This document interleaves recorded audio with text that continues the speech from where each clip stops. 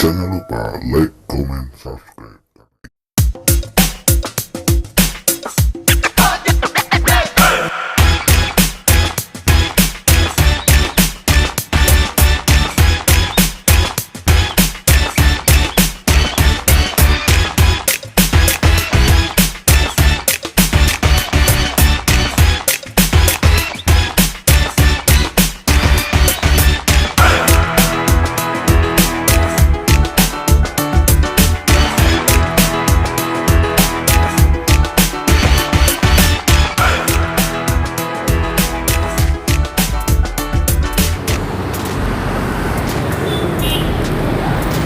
Alhamdulillah Macik Becek lah nyampe di TKP gitu Macik Becek.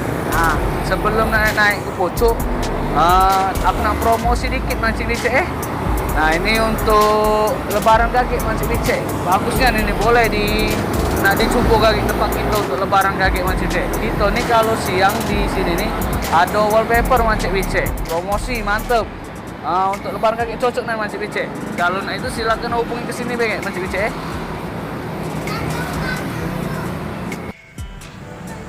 Nah, kalau malam ya masih dicek di tempat kita ini ada warung kopi. Warung kopi yola, warung kopi itu masih dicek.